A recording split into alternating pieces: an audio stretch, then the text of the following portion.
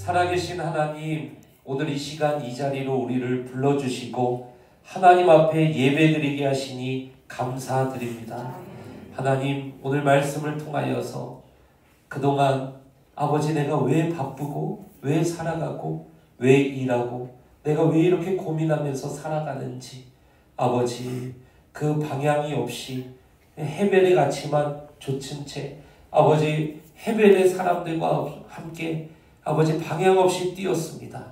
이제는 이 말씀을 통해서 내가 깨닫사오니 잠시 멈춰서 내가 방향을 다시 잡사오니 예수 그리스도 복의 근원으로 살아가는 올람의 가치를 붙들고 십자가의 가치를 붙들고 복음의 가치를 붙들고 영원한 것을 붙들고 살아가는 성도가 되게 하여 주시옵소서. 아멘. 먼저 그의 나라와 그의 의를 구하는 자들에게 더 큰 형통함을 주셔서 바른 목적으로 영원한 것을 위해서 달리는 자들에게 하나님 아버지 하나님의 모든 것으로 더하여 주시옵소서. 하나님 병든 자 있습니까?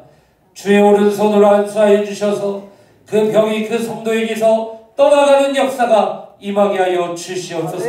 자녀가 괴로운 자 있습니까? 주의 오른손으로 붙들어 주셔서 주의 권능이 회복케 하여 주시옵소서. 부모와 형제와 자매가 하나님의 복을 받게 하여 주시옵소서. 사업이 어려운 자에게 하나님 올바른 방향을 가진 자에게 하나님의 놀라운 은혜를 더하여 주시옵시고 하나님 아버지 직장생활과 여러가지 환난과 고민 가운데 고통스러워하는 자에게 하나님의 전능하신 손길로 함께하여 주시옵소서. 지금은 우리 주 예수 그리스도의 은혜와 하나님 아버지의 사랑하심과 보혜사 성령님의 이 바쁜 시대 속에서 헤벨의 가치를 버리고 올람의 가치를 붙든 모든 브레싱 센터교회 성도들 머리 위에 지금으로부터 영원토록 주의 복이 함께 있을지어다. 아멘. 점점 더 늘어나고 있고 우리 어르신들은 조금 더 살기가 좀 복잡해진 거 아닌가 이런 생각이 좀 듭니다. 예를 한번 들어보죠. 세상이 빨라지고 똑똑해지면서 키오스크라는 것이 나왔거든요. 그래서 사람이 굳이 인간을 상대하면서 주문을 받는 노동을 하지 않아도 되어졌습니다. 그런데 우리 어르신들은요, 키오스크 앞에서 우시는 분이 있어요. 왜 그런지 아세요, 여러분? 햄버거 하나 주문하기가 너무 어려운 거예요. 이거 실제로 신문 기사에 나온 내용입니다. 어떤 할머니께서 햄버거를 하나 주문하려고 했는데 예전에는 한 3,000원 들고 가가지고 3,000원 건네주면서 대리버거 하나 줘 이러면 됐거든요. 제가 잘 알아요. 예전에 롯데리아 알바를 했었기 때문에 그때 찐 살입니다. 대리버거 하나 줘 이러면 됐었거든요. 그런데 지금은요 아니에요. 버튼을 눌러야 되는데 햄버거를 눌러야 되는지 뭐 세트 메뉴를 눌러야 치킨을 눌러야 돼 디저트를 눌러야 돼 아이스크림을 눌러야 돼 콜라를 되는지 이거 쭉 골라야 돼요. 그 중에. 그러면 이게 햄버거 어디 있냐 뭐 나는 햄버거만 시키면 되는데 햄버거 눌러. 그러면은 뭐 대리버거를 벌고기 버거를 뭐 한우 불고기를 할 건지 뭐 새우버거를 할 건지 뭐 핫 크리스피 치킨을 할 건지 너무 잘 알죠 제가. 뭐 이름이 쭉 나온단 말이에요. 아, 난 대리버거인데 이거 뭐 눌러야 되냐 하다가 대리버거를 눌렀어요. 대리버거 눌렀는데 뭐 치즈를 추가하실 건지 여기에 세트를 더 하시면 어떤지 아니 나는 햄버거만 필요하다니까 그래서 햄버거를 누르고 결제를 했는데 세트가 나와버리고 그죠? 그럼 나는 콜라를 마시려고 콜라를 시켰는데 물이 나와버리고 막 이런 복잡. 그러니까 어르신들 어떤 어르신은 그 키오스크 앞에서 우셨다는 거예요. 여러분 세상이 점점 빨라지고 점점 똑똑해지는데 우리의 인생이 그만큼 행복해지고 우리의 인생이 그만큼 편리해졌냐? 편리해진 건 맞는 것 같습니다. 그런데 그 반대가 더 심한 것 같아요. 오히려 압박을 더 느끼고 오히려 정신적인 고통을 호소하는 사람들은 더 늘어나는 시절을 우리가 살아가고 있습니다. 얼마 전에 오픈 AI를 만든 이 챗 GPT를 만든 샘 올트먼의 블로그에 올라온 3가지 관찰이라는 그 내용을 이렇게 쓴 그 신문을 읽은 적이 있습니다. 거기에 뭐라고 나오냐면 샘 올트먼이 이제 앞으로 세상이 AI 기술이 점점 발전을 하잖아요. 그런데 AI 기술을 그 개발하고 적용하는 그 요금 있지 않습니까? 그 사람들의 개발 비용이라든지 뭐 이런 것들 앞에서 그냥 쭉쭉쭉쭉 초격차를 벌리면서 달려가는 사람들은 천문학적인 금액을 쓴대요. 근데 그 뒤에 쫓아오는 후발주자들 있지 않습니까? 그런 후발주자들은 12개월마다 90%씩 그 금액이 감소한다고 합니다. 몇 개월마다요? 12개월. 불과 1년 만에 100억에 개발해야 될 기술을요, 12개월만 지나면은 10억이면은 개발한다는 거예요. 이게 왜 중요할까요, 여러분? 그렇게 되면은 모든 산업, 모든 사람들이 저비용에 꽤 고성능의 기술을, AI 기술을 자신의 일터에, 자신의 산업에 쉽게 적용을 할 수 있게 되어진다는 거예요. 그러니까 세상이 더 빨라지고 모든 분야에서 더 어떻게 되겠습니까? 똑똑해지겠죠. 그죠? 그런데다가 과거에는 무어의 법칙이라고 여러분 들어보셨죠? 컴퓨터의 성능이 18개월마다 2배씩 성장을 한다는 거예요. 그러니까 과거에는 세상이 18개월마다 2배씩 빨라졌대요. 근데 AI 기술은 그거보다 훨씬 빠르답니다. 짧게는 6개월, 9개월, 12개월이면은 새로운 기술들이 쭉쭉쭉쭉쭉 나오면서 2배, 4배, 6배, 8배 막 쭉쭉쭉쭉 올라가 버린다는 거예요. 제가 이 기사를 읽고 어지러움을 느꼈습니다. 왜 그러냐면 세상이 점점 빨라지는 거예요. 그리고 세상이 점점 똑똑해지는 겁니다. 여러분, 그런데 지금 시대는요, 매우 빨라진 속도와 너무 똑똑해진 이러한 시대인데 사람들에게 정작 속도는 빠른데 방향은 없어요. 사람들이 정작 왜 빨라야 되지? 왜 이렇게 고도로 우리가 발전을 해야 되지? 왜 이렇게 정신없이 뛰어가지? 여러분, 지금 기업들은요, 각자의 역할에서 초격차를 벌리려고 뛰어가는 거 여러분 한번 보세요. 삼성 같은 대기업도 뒤처지잖아요. 순간 무너지니까 발 한 번 헛디뎠는데 확 미끄러져 버리잖아요. 다른 기업들 완전히 뛰고 그 막 쫓아가느라 바쁘지 않습니까 지금? 여러분, 세상은요 너무 빨라져 버리는 거예요 지금. 여러분, 그러니까 사람들이 어떻게 되는지 아세요? 현대인들이 지금 이 속도가 너무 빠르니까 사람들이 집어넣어야 될 정보도 많고 해야 될 일도 너무 많고 처리해야 될 업무도 막 과중하게 막 늘어난다는 거예요. 속도가 빨라진 만큼 그것 쫓아가느라 지금 사람들이 굉장히 힘든 시대를 살아가고 있다고 합니다. 그래서 여러분, 나온 말이 뭐예요? 지금 시대는 인지과부하의 시대다. 무슨 말이냐면 사람의 뇌로 이 사람이 그냥 이렇게 처리해야 될 업무가 있잖아요. 근데 그거를 훨씬 뛰어넘는 과도한 업무가 사람들에게 계속 주어진다는 거예요. 그러니까 이게 뇌가 과도한 양의 정보, 상황, 일 이런 것들을 받아들이면서 어떻게 되냐? 뇌가 과부하가 걸려버린다. 인지과부하. 그래서 이 사람들의 특징이 뭐냐? 여러분, 한번 여러분도 해당하는 거 한번 보세요. 집중력 저하, 피로감, 만성 피로. 아, 피곤해. 아, 눕고 싶어. 아, 이불 속이 제일 안전해. 기억력 저하, 그리고 의사결정장애. 선택을 못하는 그 사람들. 아무것도 안 하고 싶어. 그러면서 동반하는 단어들이 뭐냐? 인지과부하에 이어지는 단어들이 번아웃, 브레인 포그. 이런 게 다 같은 현상이라는 거예요. 세상은 점점 빨라지고 세상은 점점 똑똑해지는데 사람들이 이 속도의 압박을 못 이겨서 과부하가 걸려서 그냥 지쳐버리고 소진해버리고 탈진해버리고 그냥 다 포기해버리고 싶은 그러한 상태. 그게 지금 이 시대라는 거예요. 여러분 시대를 읽으셔야 됩니다. 그럼 여러분 우리는 이러한 시대 속에서 오늘부터 왜 올해 이 전도서 강해를 우리가 들어야 될까요? 이 전도서 도대체 왜 읽어야 될까요? 여러분 전도서는요.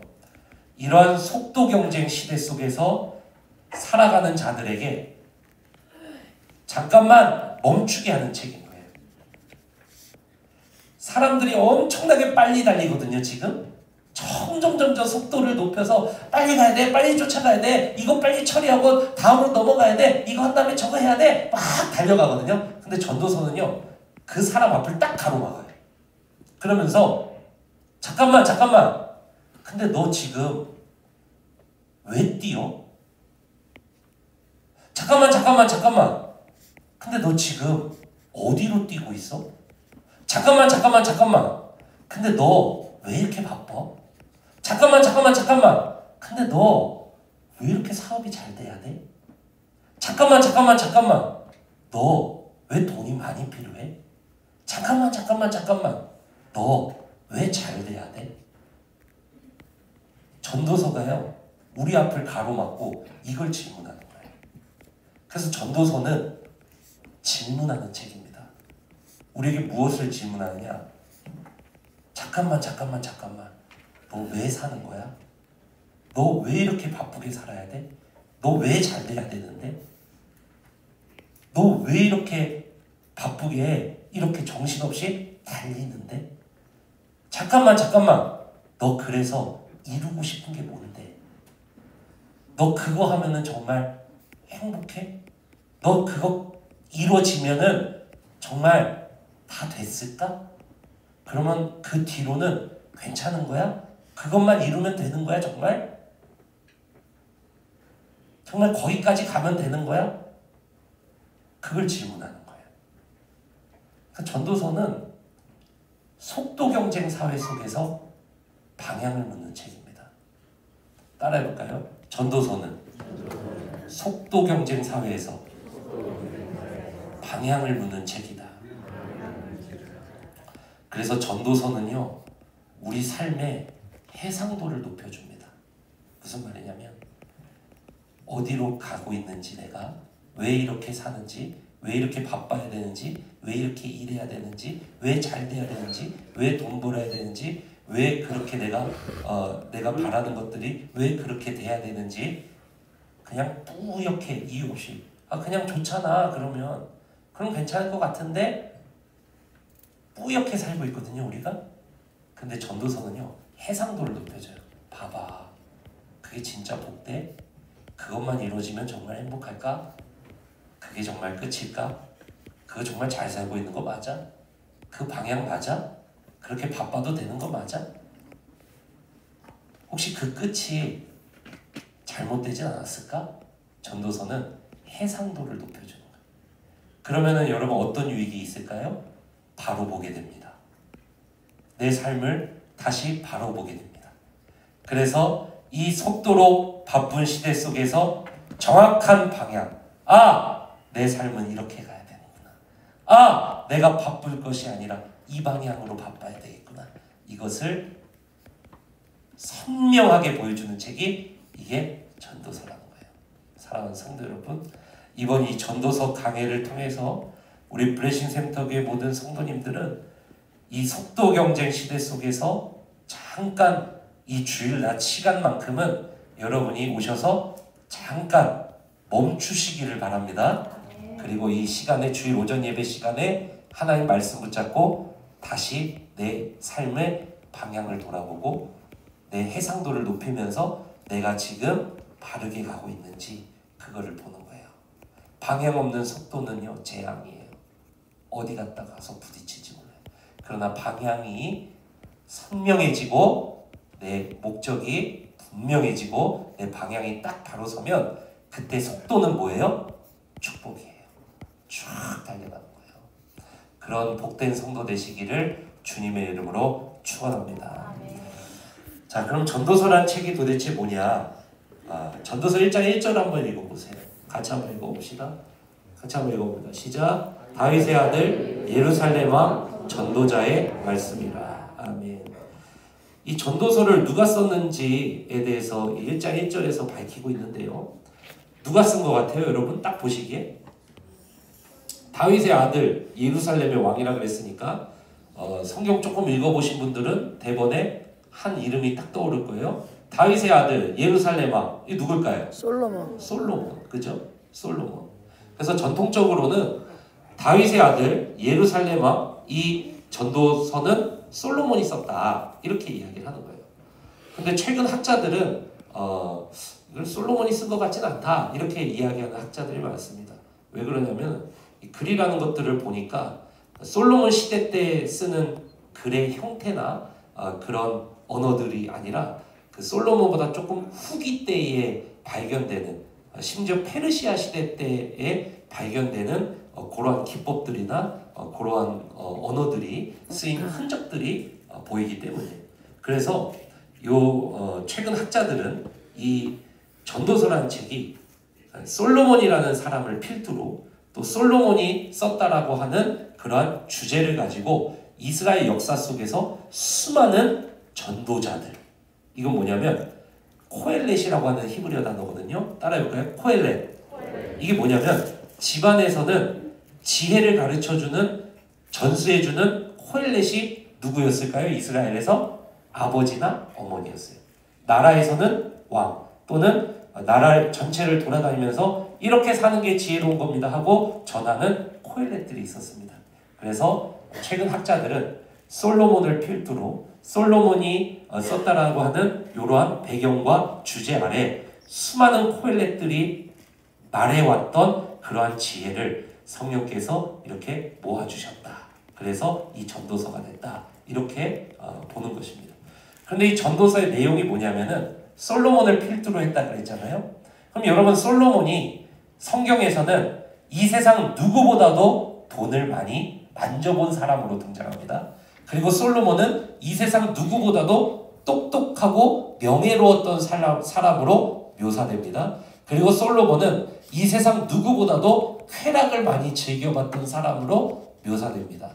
그랬던 솔로몬이 인생의 희노애락을 다 즐겨봤고 다 누려보고 다 경험해보고 누구보다 많이 벌어봤고 누구보다 많이 가져봤고 누구보다 많이 박수 받아봤고 누구보다 많이 칭찬받아봤고 누구보다 많이 즐겨봤던 솔로몬이 인생을 다 살아본 뒤에 머리가 하얘진 노년의 다윗의 아들 예루살렘 왕 솔로몬 전도자의 말이니라 하면서 여러 코엘렛들과의 글과 함께 쓴 게 이게 전도서라는 거예요. 그러니까 모든 걸 다 누려봤고 박수 받아봤고 즐겨봤던 사람이 쓴 것이니까 인생의 진정한 방향은 무엇인지 알 수 있을까요? 없을까요? 알 수 있다는 거예요. 그래서 이 전도서가 우리에게 방향을 제대로 잡게 해주는 그러한 책이라는 것입니다. 그래서 이 전도서를 통해서 우리 성도님들이 방향을 잡으시기를 주님의 이름으로 축원합니다. 자, 그러면 이 전도서가 왜 속도보다 방향, 열심보다 방향 이게 중요하다라고 우리에게 그렇게 이야기할까요? 그게 4절 때문에 그래요. 4절. 같이 한번 읽어볼까요? 4절 시작. 한 세대는 가고 한 세대는 오되 땅은 영원히 있도다. 한 번 더 읽어볼게요. 시작. 한 세대는 가고 한 세대는 오되 땅은 영원히 있도다. 손짓해서 한번 해볼까요? 이번에 한 세대는 가고 한 세대는 오되 땅은 영원히 있도다. 이게 전도서의 핵심입니다. 그래서 4절에는 동그라미를 치고 네모를 치고 세모를 치고 별표를 치고 아무튼 별 짓을 다 해야 되거든요. 너무 중요한 구절이에요. 한 세대는 가고 한 세대는 오되 땅은 영원히 있도다. 전도서는 이것만 깨달으면 된다는 거예요. 한 세대는 가고 한 세대는 오되 땅은 영원히 있다는 거. 왜 그러냐면 한번 잘 보세요, 여러분. 4절 우리 인간의 존재는 4절과 같은 존재. 이 세상은 4절과 같은 세상이기 때문에 우리 인생은 3절, 2절 하다 이렇게 이야기하는 거예요. 잘 보세요. 한 세대는 가고 한 세대는 오되 땅은 영원히 있대요. 그래서 3절 하대요. 인생이라는 게. 3절 한번 읽어보세요. 같이 한번 읽어봅시다. 시작. 해 아래에서 수고하는 모든 수고가 사람에게 무엇이 유익한가. 한 세대는 가고 한 세대는 오되 땅은 영원히 있는데 그 해 아래에서 사람이 여러 수고를 하면서 살아가는데 야 그게 인생에 뭐가 유익하냐? 인생에 무슨 의미가 있냐? 거기에 대해서 한번 고민해보자. 이게 전도서예요. 그러니까 뭐예요? 너 왜 이렇게 바빠? 너 왜 그렇게 잘 돼야 되는데? 너 왜 이렇게 빨라? 너 지금 어디로 가고 있어? 너 지금 뭐 하고 있는 건데? 이거에 대해서 질문한다는 거예요. 왜 그러냐? 솔로몬이 또 솔로몬을 필두로 한 여러 콜렛들이 인생을 다 살아보고 인생을 다 누려보고 인생을 다 벌어보고 사람들이 좋아한다는 거 자기들이 다 해봤는데 인생이라는 것이 4절 아래 2절 같더라 이렇게 이야기한 거예요. 뭐라고요? 4절 아래 2절 같더라. 2절 한번 읽어볼게요. 같이 한번 읽어봅시다. 시작. 전도자가 이르되 헛되고 헛되고 헛되며 헛되고 헛되니 모든 것이 헛되도다. 이 헛되다라는 단어를 여러분 옆에다 한번 펜이 있으시면 한번 써보세요. 헤벨 이렇게 한번 써보세요. 그리고 4절에 영원이 있도다 있죠. 영원 옆에 올람이라고 한번 써보세요. 올람. 자, 그러니까 이게 뭐냐면은 전도자가 이 지혜를 가르쳐 주는 거예요. 첫 번째 그림 한번 보여주세요, 전사님. 자, 여기 보세요. 자, 한 세대는 가고 한 세대는 오되 땅은 어떻게 있다 그랬어요? 영원히 있다 그랬죠. 그러니까 시간이라는 것은 영원하다는 거예요. 영원하다. 올람. 우리는 영원 속에 있는 존재라는 거예요. 여러분 맞습니까? 예, 그래서 영원 속에 있는 존재인데 인간이라는 존재를 잘 살펴보니까 인간이라는 존재가 참 헛된 존재더라. 그걸 이야기하는 거예요. 내가 인생을 돌아보니까 내가 다 살아보고 다 누려보고 다 즐겨보고 인생을 돌아보니까 인간이라는 존재가 참 헛되고 허무한 존재더라. 헤벨과 같은 존재더라. 인간이라는 것이 올람, 영원 속에 점 하나 찍는 헤벨 같은 존재더라. 이렇게 이야기를 하는 거예요.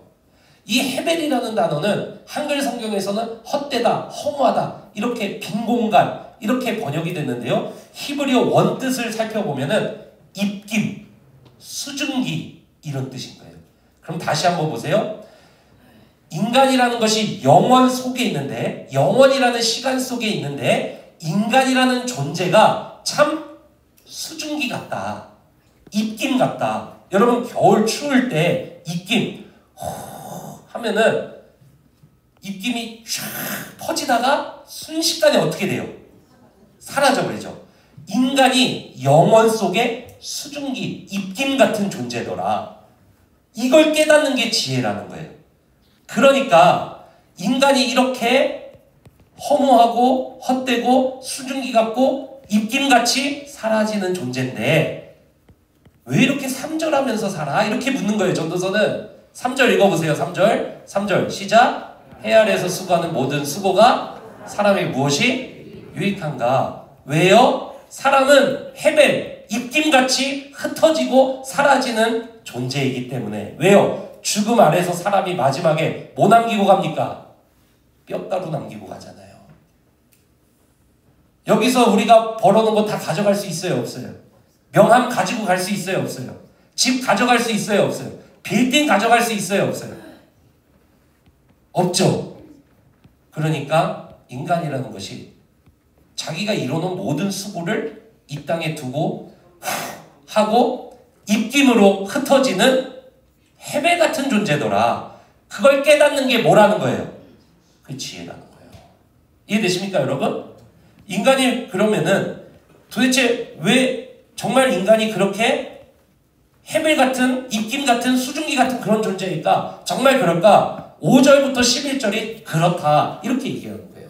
같이 한번 읽어봅시다. 5절부터 11절 시작. 해는 뜨고 해는 지되 그 떴던 곳으로 빨리 돌아가고 바람은 남으로 불다가 북으로 돌아가며 이리 돌며 저리 돌아 바람은 그 불던 곳으로 돌아가고 모든 강물은 다 바다로 흐르되 바다를 채우지 못하며 강물은 어느 곳으로 흐르든지 그리로 연하여 흐르느니라. 이 세상은 계속 돌고 돌고 돌면서 바람도 돌고 물도 돌고 그렇게 막 돌면서 자연은 계속 존재하면서 막 이렇게 한다는 거예요. 그런데 인간은 여기 있다가 어떻게 된다 그래요?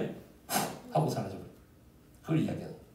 자, 쭉 읽어봅시다. 8절 시작. 모든 만물이 피곤하다는 것을 사람이 말로 다 말할 수는 없나니 눈은 보아도 귀는 들어도. 근데 인간이 얼마나 어리석냐. 참 피곤하게 살면서도 보아도 족함이 없고 들어도 족함이 없고 먹어도 만족이 없이 계속 갈구하면서 인간이 그렇게 바쁘게 살아간다는 거예요. 그런데 인간이 왜 사라지는 해배 같은 존재냐? 9절에서 11절 때문에 그래요. 같이 한번 읽어봅시다. 시작. 이미 있던 것이 후에 다시 있겠고 이미 한 일을 후에 다시 할지라. 해 아래에는 그 안에서 인간은 끊임없이 역사를 반복하면서 살아간다는 거예요. 그러면서 역사는 계속 반복되고 자연도 계속 반복되는데 누구만 있다가 사라져. 인간은 입김처럼 왔다가 입김처럼 사라지는 해배 같은 존재가 인간이다. 그러니까 10절 11절 읽어봅시다. 시작. 무엇을 가리켜 이르기를 보라. 이것이 새 것이라 할 것이 있느냐. 우리가 있기 오래전 세대들에도 이미 있었느니라. 여러분 지금 비행기 타고 다니죠. 옛날 사람들은 뭐 타고 다녔어요? 말 타고 다녔죠. 말이나 비행기나 본질은 뭐예요? 운송수단이잖아요. 그래서 김종훈 씨가 쓰신 에디톨로지라는 책이 있습니다. 굉장히 재밌는 책인데요. 그 사람 책에 보면은 뭐라고 말하냐면 창조는 편집이다 이렇게 나와요. 무슨 말이냐? 이 세상에는 새 것이라는 게 없다는 거예요. 다 사람이 편집해서 만들어 놓은 것뿐이라는 거예요. 비행기도 과거에는 그냥 말이랑 비행기랑 뭐가 다르냐 이거예요. 빨리 갈 뿐이지. 빨리 가고 멀리 갈 뿐이지 말이나 비행기나 운송수단이라는 본질은 똑같잖아요.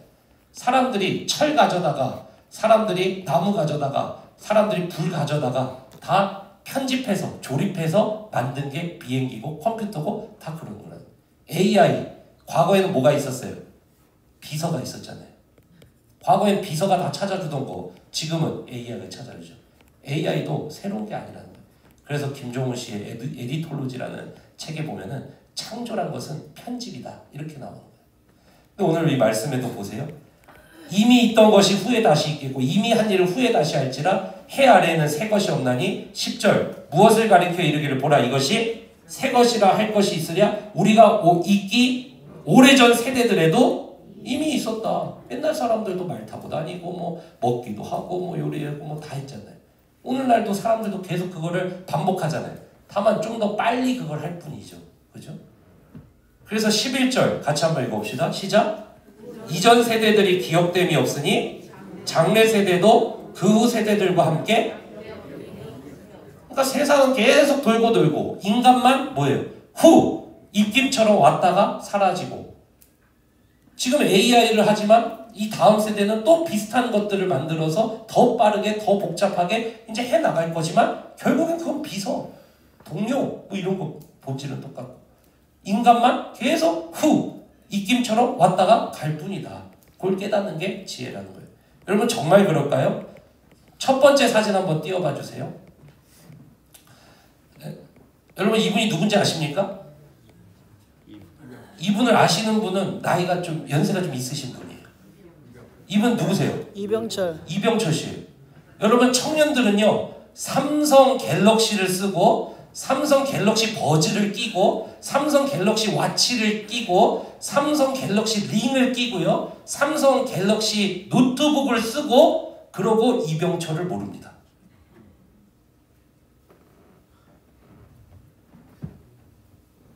오늘 말씀이 뭐라 그래요?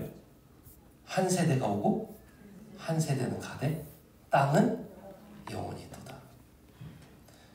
이병철 씨가 이뤄놓은 모든 것들을 이건희 씨가 가져가고 이재용 씨가 가져가고 이제 또 다른 사람이 가져갈 거예요. 맞습니까? 땅은 계속 돌죠. 바람은 계속 돌죠. 돈이란 것도 계속 돌아요. 자기가 이런 모든 것들을 다른 사람들이 다 가져갑니다. 이병철 씨에 대한 기록 한 줄 남아있을 뿐이지 누구도 이병철 씨를 지금까지 청년들은 이병철 이런 사람이 없어요. 맞습니까? 이걸 깨달으라는 거예요. 왜 이렇게 바쁘냐는 거예요. 당신 왜 그렇게 바쁘게 살아요? 잠깐 멈춰서 고민해보라는 거예요. 그 방향 맞냐는 거예요. 다음 사진 한번 볼까요? 여러분 이분을 아시는 분은 나이가 좀 더 많으신 분입니다. 이분 누구실까요? 이분 누구실까요, 여러분? 진시황이에요, 진시황. 진시황. 진시황은 여러분 중국을 통일한 사람이죠, 진나라. 그죠? 그런데 진시황 때 여러분 얼마나 위세가 대단했습니까? 자신을 위해서 병마 갱을 만든 거 한번 보세요. 엄청나잖아요, 그죠?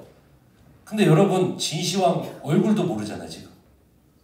진시에 대한 기록 한 줄 남아있지. 진시황이 그 대단한 위세를 누리고 다 누려보고 불로초 가져오라고 불로초 얻어오라고 막 그랬던 엄청난 사람 아닙니까?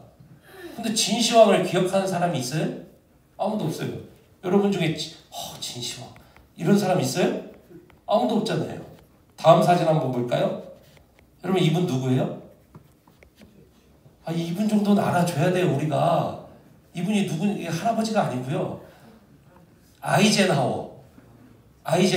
세계 2차 대전을 끝내고 히틀러를 압박해서 히틀러 정권을 무너뜨린 사람이 아이젠하워입니다. 아이젠하워가 제일 공적이 뭐예요? 노르망디 상륙작전이잖아요. 그걸로 나중에 미국 대통령까지 되신 분 아닙니까? 근데 이 아이젠하워의 노르망디 상륙작전이 나중에 연결돼서 우리가 8.15 광복을 맞이한 겁니다.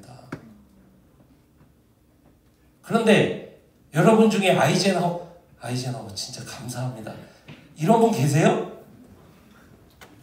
얼마나 인기가 많았는지. 이 사람은 좋은 집안 출신도 아닌데 나중에 미국 대통령도 됐거든요. 아이젠하워. 여러분 중에 아이젠하워를 기억하는 사람 있습니까? 여러분 중에 아이젠하워만큼 세계사에 공적을 남기신 분 계십니까? 아이젠하워라는 인물조차도 그냥 한 줄 남기고 가는 거예요, 이 사람은. 다음 사진도 한번 볼까요? 이 사람은 우리가 알아야 돼요. 모르면은 아는 거 나왔다고 또 그냥 우리 메가더. 여러분 메가더 장군은요 우리한테도 영웅이죠, 그죠? 근데 메가더 장군은요 사실 필리핀에서 훨씬 더 영웅이에요.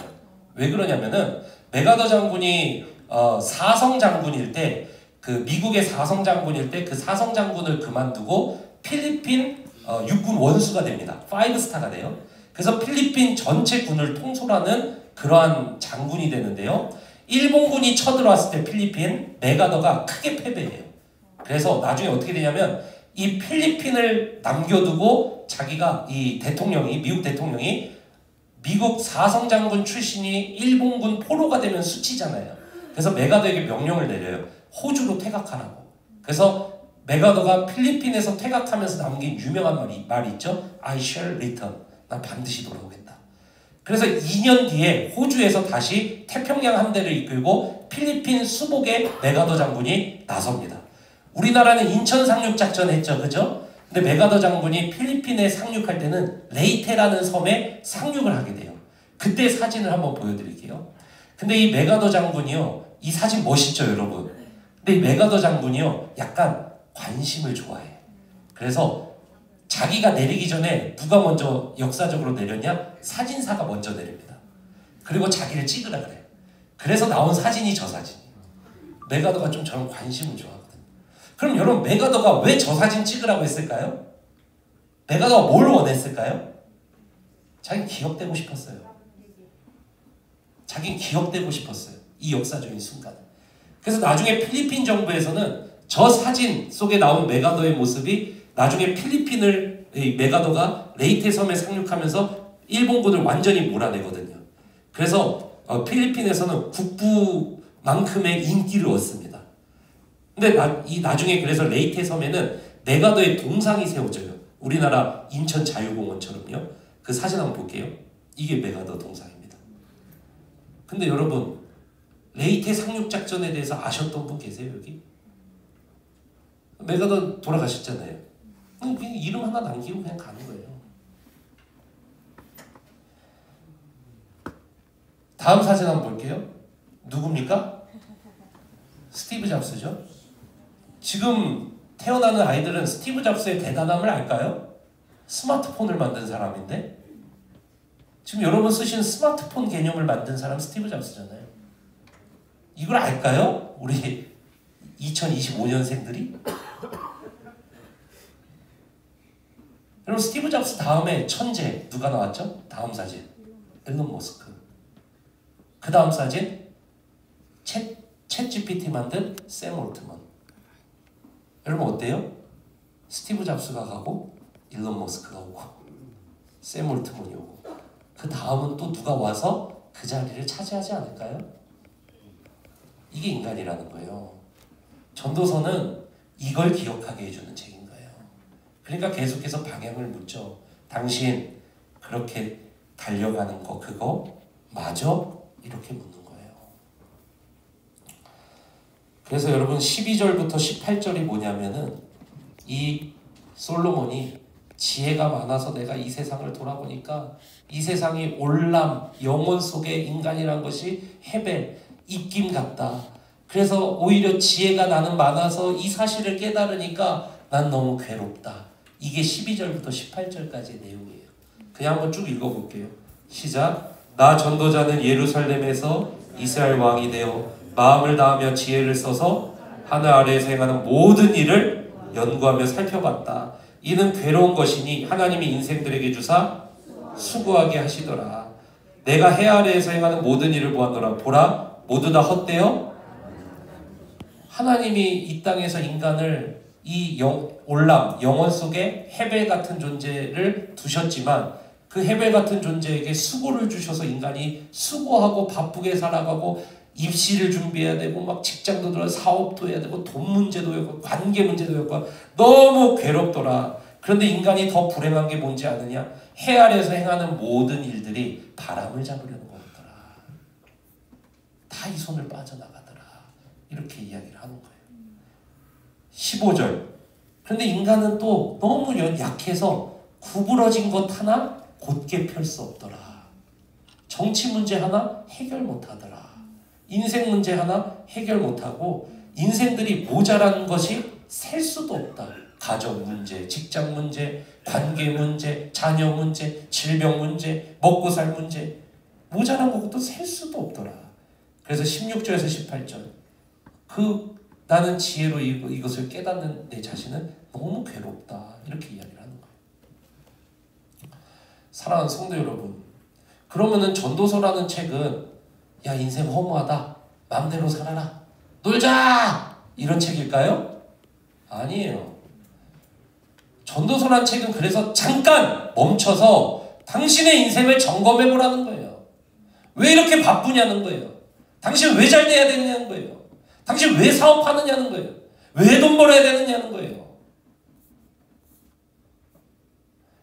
입김처럼 사라지려고? 그래서 전도서는 잠깐 멈춰서 그거를 생각해보고 우리에게 뭐라고 이야기하냐. 그러니까 당신 헤벨을 쫓지 말고 올람의 가치를 쫓아서 살아가십시오. 이렇게 이야기합니다. 전도서는 뭐라고요, 여러분? 허무해져라? 아니요. 멈춰서서 고민해봐라.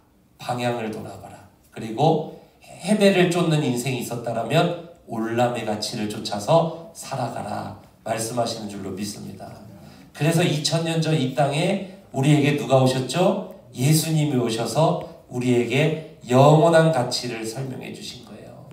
예수 그리스도가 이 땅에 오셔서 영원한 하나님 나라를 보여주시고 예수 그리스도가 이 땅에 오셔서 영원한 생명의 삶을 보여주시고 영원한 가치인 사랑을 보여주시고 온 가족을 구원하고 세상을 구원하고 여러분이 가진 재능과 은사와 돈과 여러분의 모든 능력을 다해서 수많은 사람을 옳은 대로 생명길로 인도하는 자들이 영원히 빛나고 그들과 함께 천국에서 영원할 것이라는 이것을 예수 그리스도께서 보여주신 줄로 믿습니다. 그래서 예수님은 이 땅에 오셔서 해배를 쫓지 않았어요.